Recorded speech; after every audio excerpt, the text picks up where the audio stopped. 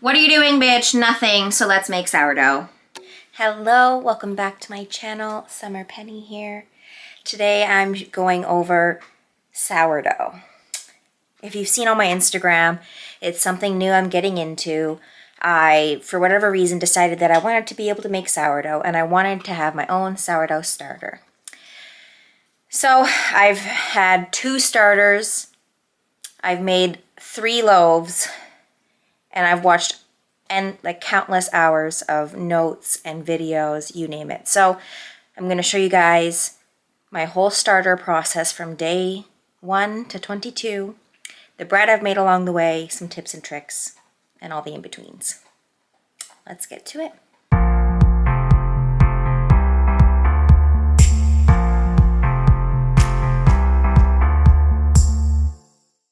Okay, these are the notes I've written. I have pictures and videos. First things first, to make sourdough bread, you need to have active starter. What is starter? It's yeast. It's very simple and easy to make. It is literally just flour and water. I used all-purpose and warm tepid water. And the key with a starter is that you want equal to equal ratios. So you will need a scale. And I also suggest getting a weck jar, W-E-C-K, weck. It's just like a big base jar to house your sourdough starter. I watched several videos, several masterclass videos, pro bread sourdough making mamas, all their tricks, and this is what I have come up with. I should start by saying my first attempt, while it browned and looked pretty on the outside, it was a sad, flat loaf. It burned on the bottom, it was underdone in the middle, and I got no rise. So I decided to start my starter from scratch again. So this is what it looked like on day 1. We have just a gummy mixture, and I just did 75 grams each of water and flour. And I fed mine 2 times a day for, I think, the first 2 weeks. 2 times a day, 12 hours apart. Day 2, did the same thing. Day 3, you want to start discarding some of your starter because it's not active enough for any purpose yet anyway. So you just throw it out and add again flour and water. Something I have learned since then.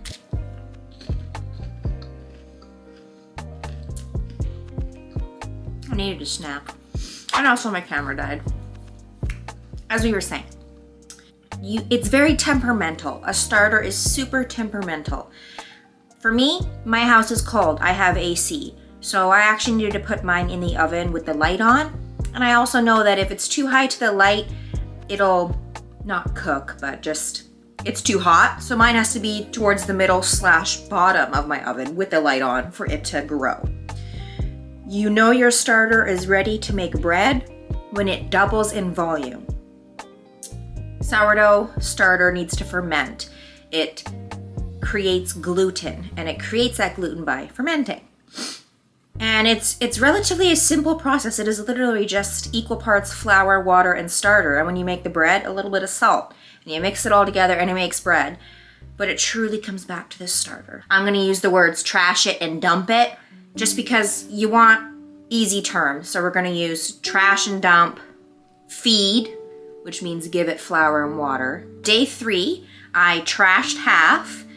How you know that is I literally just would dump an eyeball. That looks like about half cool. By the morning of day 3, it had doubled in volume in 3 to 5 hours. It is also good to note, or important to note, that your sourdough starter can go through what is called a false rise.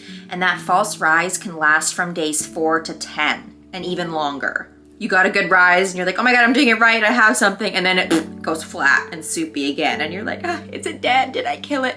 No, you didn't kill it. Please trust the process. Keep going. I'm on day 22 and it's still not 100% super active starter. But once you do have it mostly active, the best part about your discard is that now you can use it to make other recipes. You can use it for pancakes, what you trash, your discard. You can use what you would normally throw out to make pancakes, cinnamon rolls, sandwich bread. You can also gift it to your friends and family so that they can actually grow their own starter. You're gonna want a glass jar, an elastic band, and a chopstick. I found chopsticks to be quite easy for stirring. I fed it at 7:30 in the morning, and by 11:45 in the morning, you could see that it was almost, maybe even a little bit more than double in volume. So that was my day 4 where I got my false rise, and this is how you know you have a good sourdough starter. When it's active, it should look like this. Gassy, super bubbly. When you stir it, you can like almost hear the crackling. It'll sound like rubbing your hair together in your ear, just gassy. That is a good active starter. Careful if you have a lid and a glass jar, you can cause your jar to break. So maybe just lightly twist it on or place cloth over top with your elastic band, whatever. Around day 7 was when I started adding 100 grams of flour. I started doing this because I read somewhere that you need 1 to 1 to 1. So you need equal amounts of starter to equal amounts of flour to equal amounts of water. We were adding only 75, so we're adding less and less flour, I guess, over time to more and more soupy base. So I increased to 100 grams. I did that for days 7, 8, 9, 10. On day 10, I got a weck jar. My sister-in-law is now starting to get into the sourdough with me. I have decided that I want to be the sourdough matriarch of the family. So she got bought two and gifted one to me, weck jar. So day 10, I transferred to a weck jar. And here was the next thing that I learned. And this was key point. Coming back to that 1 to 1 to 1. You need to weigh your empty weck jar. So again, you would need a scale, a weck jar, chopstick, and an elastic band. Weigh your weck jar empty and jot that number down somewhere because you will need it. For example, my jar is 477 grams. So I took my new weck jar, I took my other glass mason jar of starter that I had, and I dumped about half into my new weck jar, and I weighed that.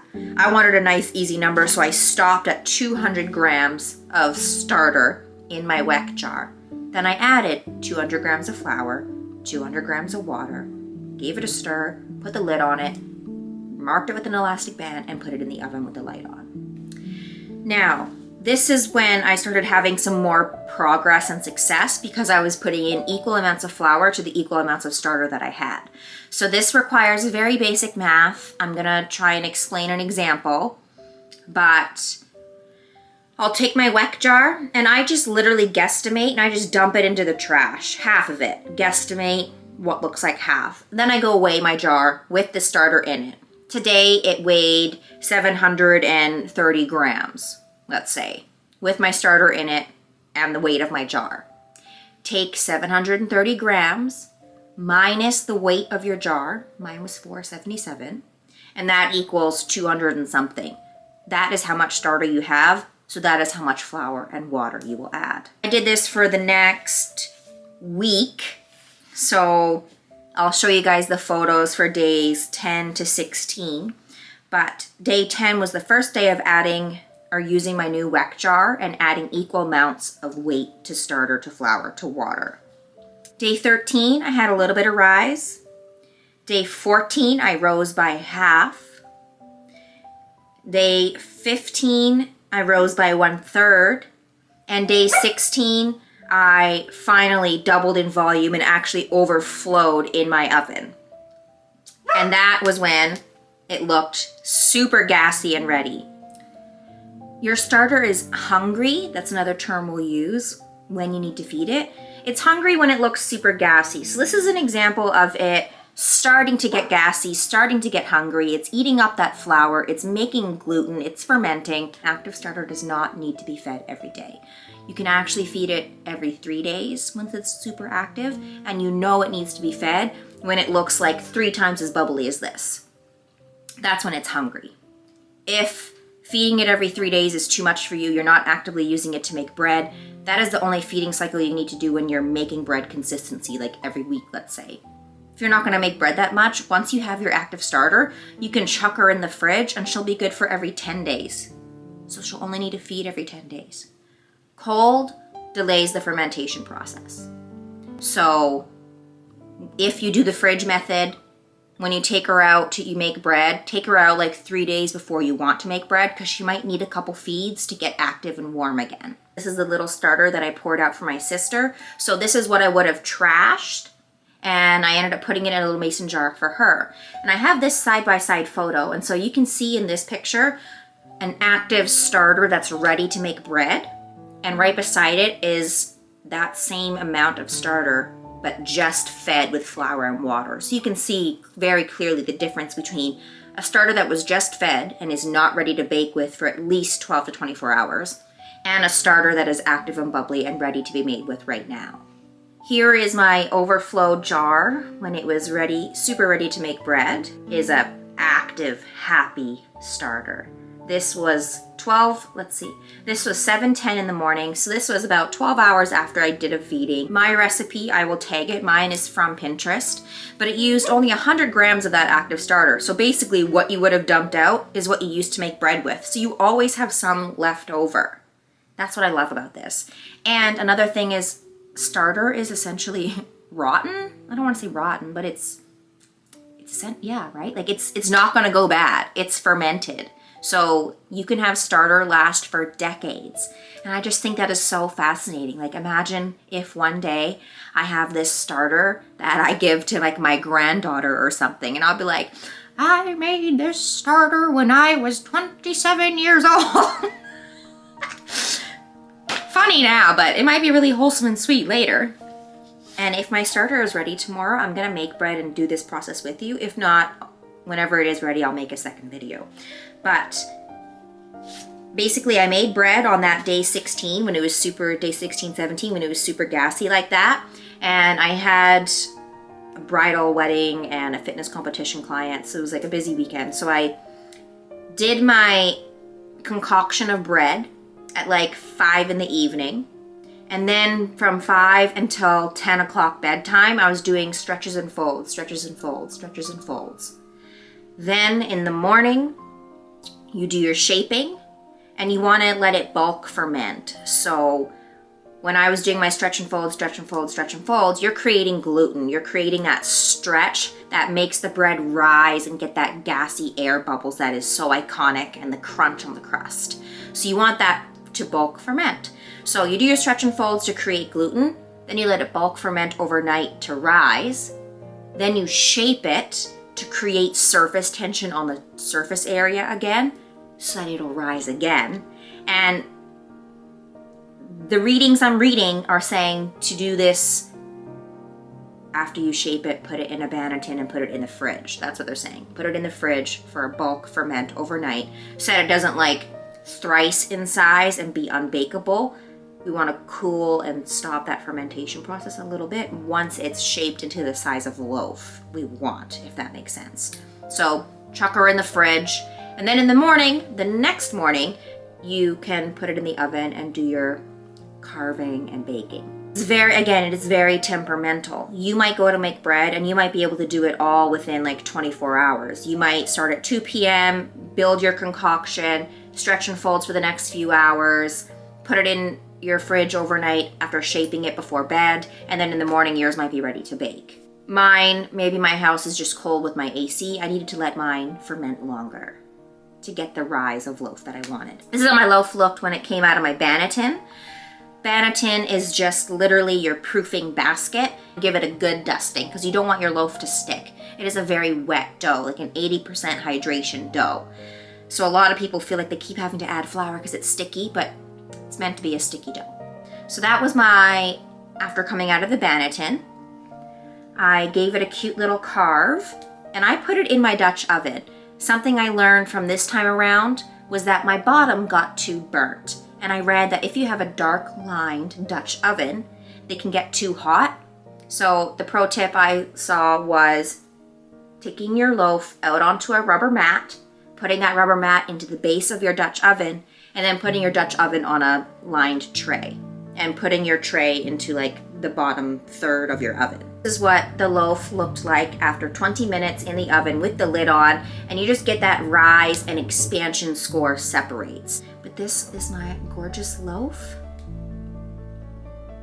And I, of course, have some separation cut videos for you to show how it came out, and a satisfying squeeze and crunch. And I'm celiac, so I can't even eat it. But my fiance said it was so good. He had it warm out of the oven with butter and salt. Ugh, I did have a bite, and it was so good. The crust is so good. Hopefully my little videos and pictures and notes were helpful. I'm gonna make a whole loaf with you guys, hopefully tomorrow. If not, follow, because that video will be coming. I'm gonna post my notes and all my links in the description below. I appreciate your support. Please make sure to subscribe so that you can see my other videos. Hit the bell, like, leave a comment, follow me on Instagram. Let's be friends. Let's be sourdough sisters. This is Bread for the Basic Bitch.